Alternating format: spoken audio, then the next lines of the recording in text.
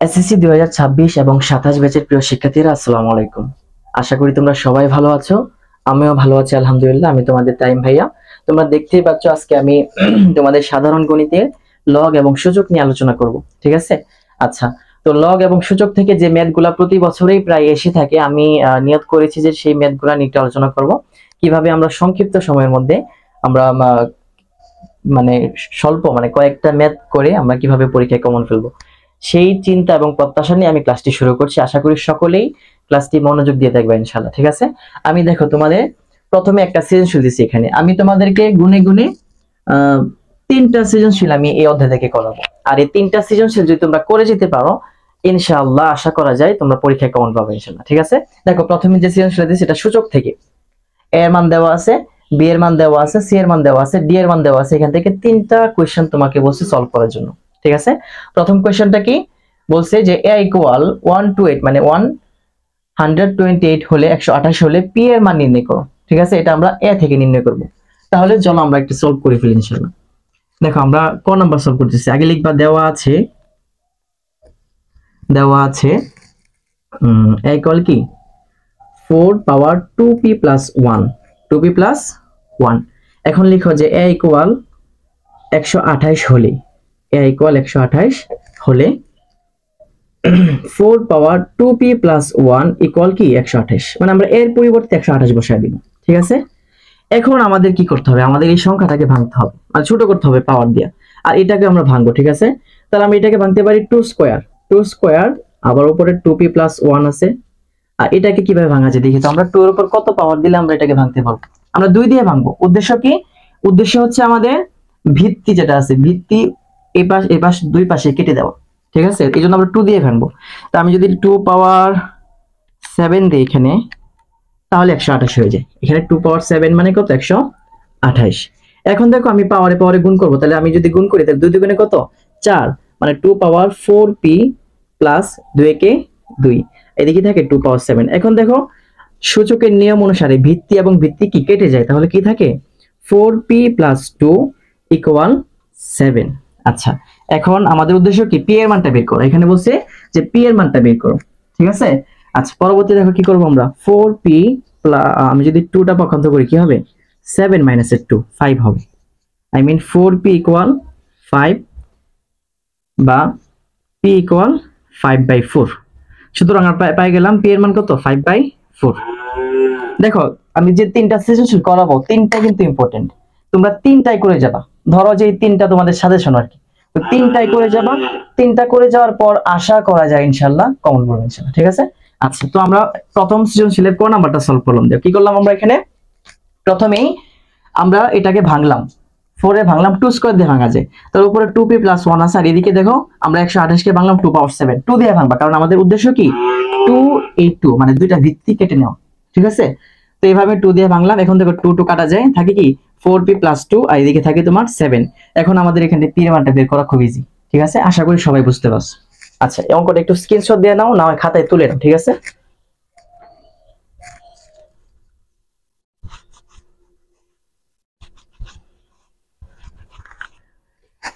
এখন দেখো আমি খ নাম্বারটা সলভ করবো ইনশাআল্লাহ। আমি তোমাদেরকে বলি, ধরো ধরো তুমি কোথাও অপরিচিত কোনো একটা জায়গায় যাবা। এখন তুমি ধরো ওই জায়গাটা তুমি চিনো না, তাহলে কি করবা? একজনকে তুমি জিজ্ঞেস করবা যে ভাই অমুক জায়গাটা আমি যাব, আমাকে একটু বলে দেন আমি কিভাবে যাব। তো ওই ব্যক্তি কিন্তু তোমাকে অবশ্যই পথ নির্দেশ দিয়ে দিবে যে এদিক দিয়ে এদিকে যাবে, বামে গিয়ে ডানে যাবেন, বলেন এরকম বলে। তো ধরো এই যে একটা ম্যাথ, এটা তোমার অপরিচিত একটা ম্যাথ, তুমি মানে জীবনে কখনো দেখাও নাই, করো নাই, এরকমটা তুমি ভাবো। আর এখন তুমি আমাকে জিজ্ঞেস করো, আমি হইলো ওই লোকটা যাকে তুমি জিজ্ঞেস করছিলা যে আমি অমুক জায়গায় যাব, কিভাবে যাব আমাকে বলে দেন প্লিজ। তো আমি হলাম ওই লোকটা। আমারে তুমি বলতেছো ধরো যে স্যার অথবা ভাইয়া, আমি এই ম্যাথটা পারি না, আপনি আমার এই ম্যাথটা একটু বুঝিয়ে দেন, আমি কিভাবে ম্যাথটা করব। ঠিক আছে? তো এত বেসিক পড়িয়া, এত সূত্র পড়িয়া, এত কিছু পড়ার পরে আমরা ম্যাথ করব, এটা আসলে অনেকটা সময় সাপেক্ষ হয়ে যায় না? আমরা সেটা করব না, আমরা অবশ্যই খুব সংক্ষিপ্ত ভাবে শেষ করে ফেলবো। তো বুঝলাম এটা কিভাবে করা হয়েছে, বুঝছো তো ইনশাআল্লাহ? আচ্ছা, এবার খ নাম্বারে যাই। তো চলো খ নাম্বারটা কিভাবে করবো আমরা। তো খ নাম্বার কি বলছে? প্রমাণ করো যে b ভাগ c, এটা b ভাগ c, প্রমাণ করো যে b ভাগ c ইকুয়াল 1/25। তো বি এর মান দেওয়া আছে, সি এর মান দেওয়া আছে, আমরা ট্রাই করি। আগে লিখি খ নাম্বার দেওয়া আছে, কি দেওয়া আছে, বি এর মান দেওয়া আছে, বি ইকুয়াল কি 5 পাওয়ার m প্লাস 1 ডিভাইডেড 5 পাওয়ার m আবার পাওয়ার m মাইনাসের 1। আবার সি এর মান দেওয়া আছে এরকম 25 পাওয়ার m প্লাস 1 আর কি দেওয়া আছে 5 পাওয়ার m প্লাস 1 m মাইনাসের 1 আর m প্লাস 1। ঠিক আছে, এটা দেওয়া আছে। এখন আমাদের লেফট হ্যান্ড সাইড আমরা চলে যাই। লেফট হ্যান্ড সাইড, বাম পক্ষ। লেফট হ্যান্ড সাইড কি বলছে, বি ভাগ সি, বি ভাগ সি। তো বি এর মানটা আমরা উপরে রাখবো, তাহলে 5 পাওয়ার m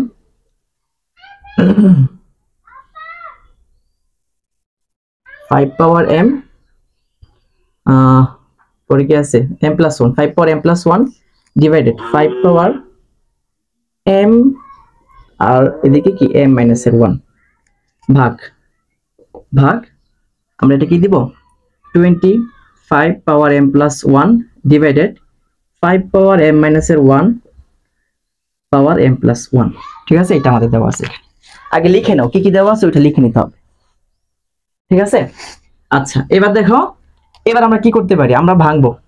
দেখো উপরে 5 পাওয়ার m প্লাস 1 তো আছে আগে থেকে, আর এখানে দেখো আমরা পাওয়ারে পরে গুণ করে ফেলবো।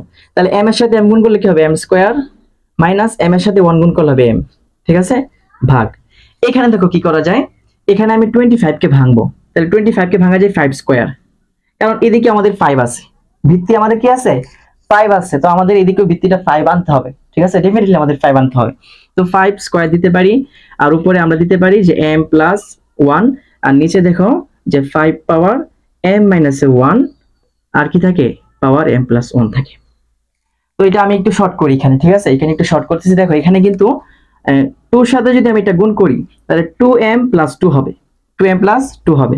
তো আমি নিচে লাইনে করি, সমস্যা নেই। দেখো যে 5 পাওয়ার m প্লাস 1 ডিভাইডেড 5 পাওয়ার m স্কয়ার মাইনাসের m ভাগ এইটাকে দেখো ভাঙা যায় যে 5 পাওয়ার 2m প্লাস 2, আর নিচে দেখো কি করা যায় m মাইনাসের 1 আর m প্লাসের 1 গুণ করলে যেটা আসবে এটাই। আর যদি আমি সূত্র ইউজ করে গুণ করি তাহলে কি হবে a plus b into a minus b square minus b square, অর্থাৎ m এর সাথে m গুণ করলে কি হবে m স্কয়ার হবে, অর্থাৎ m স্কয়ার মাইনাসের 1 হবে, কারণ a plus b into a minus b square minus b square. a মানে কি m, b মানে কি 1, তো a স্কয়ার মানে m স্কয়ার মাইনাস 1 স্কয়ার মানে তো 1ই। 1 এর উপরে যদি তুমি 1000 বার পাওয়ার দাও তাহলে কি হবে 1ই হবে। ক্লিয়ার? আচ্ছা, তো এতটুকু বুঝলাম। এখন দেখো কি করা যায়, এখন আমাদের এখানে দেখো যে 5 5 ভিত্তি আমাদের কি ঠিক আছে, তো আমরা 5 ভিত্তি কমন নিয়ে নিব, তাহলে কি থাকবে m প্লাস 1। আর যেহেতু এটা ডিভিশন আকারে আছে, ভাগ আকারে আছে, আমরা জানি ভাগের সাথে কার সম্পর্ক, বিয়োগের সম্পর্ক, ডিভিশনের সাথে মাইনাসের সম্পর্ক, আর প্লাসের সাথে গুণের সম্পর্ক, গুণের সাথে প্লাসের সম্পর্ক। তো এখানে আমরা যেহেতু ভাগের সাথে বিয়োগ মাইনাসের সম্পর্কের জন্য মাইনাস দিব, আর আমরা জানি মাইনাস যদি দেওয়া হয় তাহলে পরবর্তী চিহ্নটা পরিবর্তন হয়ে যায়, তাহলে মাইনাসের m স্কয়ার, এটা মাইনাস ছিল, এটা হয়ে যাবে প্লাসের m, কি হয়ে যাবে প্লাসের m হয়ে যাবে ভাগ। এটা দেখো এখানে কিন্তু 5 কমন যায়, তাহলে কি থাকে 2m প্লাস 2। আবার যেহেতু এটা ভাগ আকার আছে, ভাগের সাথে কার সম্পর্ক, বিয়োগের সম্পর্ক, ভাগের সাথে কার সম্পর্ক, বিয়োগের সম্পর্ক, এই যে বিয়োগ m স্কয়ার। আর যেহেতু আমি বিয়োগ দিলাম, মাইনাস চিহ্ন দিলাম, মাইনাস চিহ্ন দিলে পরবর্তী চিহ্ন কি হয়ে যায় চেঞ্জ হয়ে যায়, এটা মাইনাসের 1 এটা হয়ে যাবে প্লাসের 1, এটা কি হয়ে যাবে প্লাসের 1 হয়ে যাবে। তো আশা করি এতটুকু বুঝতে পারছো। ঠিক আছে, আমি আরেকটু নিচে যাই। দেখো আমি এই পাশে লিখতেছি, আমি এই পাশে লিখব। এখন দেখো যেখানে এখানেও 5 এখানেও 5, আমি যদি একটু কাটাকাটি করি নি আগে, তাহলে কেমন হবে, যত 5 পাওয়ার, দেখো এখানে প্লাসের m প্লাসের m প্লাসের 2m প্লাসের m প্লাসের m প্লাসের 2m, আর দেখো এখানে প্লাসের 1 আছে মাইনাসের m স্কয়ার, প্লাসের 1 মাইনাসের কি m স্কয়ার ভাগ। এখানে যদি 5 দেখো একটু ক্যালকুলেশন করে দেখো কি হবে, এখানে 2m তো আছে আগে থেকে 2m, আর দেখো কি থাকে মাইনাসের m স্কয়ার মাইনাসের m স্কয়ার, আর দেখো প্লাসের 2 প্লাসের 1 প্লাসের 3 প্লাসের 3। ঠিক আছে, এই এতটুকুর মধ্যে করতেছি আমি, এতটুকুর মধ্যে। আচ্ছা দেখো এখন দেখো আবার 5 আসছে, আবার কি আসছে 5। এখন দুইটা 5 থেকে আমি একটা 5 কমন নিতে পারি, আমি এটা আগে লিখি যে 2m প্লাস 1 মাইনাস এর m স্কয়ার, আবার ভাগের সাথে কার সম্পর্ক? বিয়োগের সম্পর্ক। কার সম্পর্ক? বিয়োগের সম্পর্ক। দাও বিগ দাও, মাইনাস চিহ্ন দাও। মাইনাস চিহ্ন দেওয়ার পরে তুমি এইটা লিখবা। হ্যাঁ, তবে সাবধানতা, এখানে কিন্তু প্রত্যেকটা চিহ্ন পরিবর্তন হয়ে যাবে। এখানে প্লাসের 2m আছে, হয়ে গেছে মাইনাসের 2m হয়ে যাবে। এখানে মাইনাসের m স্কয়ার আছে, এটা প্লাসের m স্কয়ার হয়ে যাবে। প্লাসের 3 আছে, মাইনাসের 3 হয়ে যাবে। তাহলে মাইনাসের 2m প্লাসের m স্কয়ার মাইনাসের 3। আচ্ছা, এটা গেল। এখন দেখো 5, এখানে 5, আর উপরে দেখো যে প্লাসের 2m মাইনাসের 2m কাটা, প্লাসের m স্কয়ার মাইনাসের m স্কয়ার কাটা, মাইনাসের 3 থেকে যদি প্লাসের 1 চলে যায় থাকে মাইনাসের 2, মাইনাসের। তো আমরা জানি 5 ইনভার্স 2 মানে কি 1/5 স্কয়ার, 1/5 স্কয়ার। তো 1/5 স্কয়ার মানে কি 1/25। তো এটাই কিন্তু আমাদের রাইট হ্যান্ড সাইড ছিল। এটা কি ছিল? Right hand side. আশা করি সবাই বুঝতে পারছো। আমি তারপর একটু রিপিট করতেছি। দেখো, প্রথমে কি করলাম, আমাদের যা আছে তা আমরা লিখলাম, যেটা দেওয়া আছে। এরপর লেফট হ্যান্ড সাইড b ভাগ c, এখানে লেফট হ্যান্ড সাইড b ভাগ c, তো b ভাগ c, এই যে b এর মান লিখলাম, ভাগ c এর মান লিখলাম। এখন এগুলা যত ছোট করা যায় আর কি। তো এটা তো অলরেডি ছোট অবস্থায় আছে, 5 এর আর ভাঙা যায় আর বিশ্লেষণ করা যাবে না। কিন্তু 25 25 কে কিন্তু ভাঙা যাবে, 25 কে ভাঙা যাবে। আমরা 25 কে ভাঙলাম, 5 স্কয়ার দিয়ে ভাঙলাম, কারণ এখানেও 5 আছে, এখানেও কি আছে 5 আছে। 5 স্কয়ার দিয়ে ভাঙলাম। এরপর আমরা একটু উপরে পাওয়ার গুলো একটু গুণ করলাম। ভাগের সাথে কার সম্পর্ক? একটা জিনিস মনে রাখবে, এখানে ভাগের সাথে বিয়োগের সম্পর্ক। আর বিয়োগ যদি দাও, পরবর্তী চিহ্নগুলো কি হয়ে যাবে? পরিবর্তন হয়ে যাবে। আমি পরিবর্তন করলাম, ক্যালকুলেশন করলাম, এখানে আমাদের কি মান আসলো? 1/25। আশা করি সবাই বুঝতে পারছো। ম্যাথটা একটু তুলে নাও অথবা স্ক্রিনশট দিয়ে দাও, ঠিক আছে? আচ্ছা,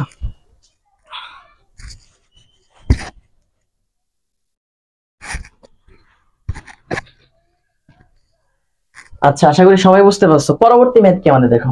পরবর্তী ম্যাথ কি বলছিল? গ নাম্বার, d = 4 হলে x এর মান নির্ণয় করো। আমি এটা মুছতেছি, ঠিক আছে?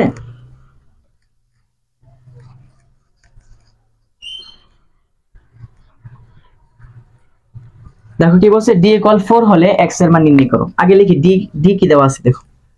গ নাম্বার দেওয়া আছে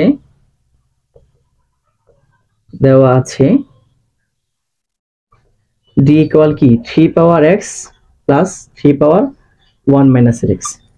দেখো d = 4 হলে, যেহেতু মান নির্ণয় বলছে, আমরা মান নির্ণয় করব। দেখি এরকম যে 3 পাওয়ার x প্লাস 3 পাওয়ার 1 মাইনাস x = 4। আমরা d এর মান শুধু কি বসাইলাম? 4 বসাই দিলাম এখানে, ঠিক আছে? এখন এই অঙ্কটা কিন্তু খুব ইম্পর্টেন্ট। সুযোগ থাকে এই অঙ্কটা প্রতিবারই, মানে দেখলাম যে আমি প্রত্যেকটা বছরেই এসে থাকে, অলমোস্ট প্রত্যেকটা বোর্ডে এসে থাকে। তো এখন দেখো এখানে 3 পাওয়ার x প্লাস, এইখানে দেখো 3 পাওয়ার 1, আমি এটা ভাঙে লিখতে পারি 3 পাওয়ার 1। আর দেখো যেহেতু মাইনাসের সাথে কার সম্পর্ক? ভাগের সম্পর্ক। 3 পাওয়ার 1 লিখলাম আমি, আর মাইনাসের সাথে ভাগের সম্পর্ক ভাগ লিখলাম, আর 3 পাওয়ার x, 3 পাওয়ার x। বুঝছো কি লিখছি আমি?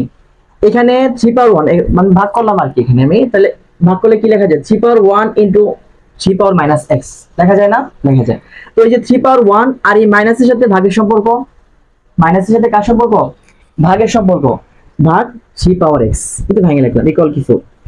এখন দেখো 3 পাওয়ার 1 মানে কি 3, 3 পাওয়ার 1 মানে কি 3, এটা সহজে আমরা বুঝি। আর এখন কি করতে পারি দেখো, আমরা এটাকে যে কোনো একটা ধ্রুবক ধরে নিব, ধ্রুবক একটা মান ধরে নিব। তো আমরা কি ধরবো? ধরি a প্লাস 3/a = 4। কি ধরলাম এখানে? ধরবা যে ধরি 3 পাওয়ার x = a। কি ধরছি? এই যে 3 পাওয়ার x যেটা আছে না, ওইটাকে আমরা a ধরে নিছি, ঠিক আছে? আচ্ছা, এখন দেখো আমরা একটু লসাগু করতে পারি। আমি যদি লসাগু a এখানে ধরি, তাহলে কি হবে? a square plus 3 = 4।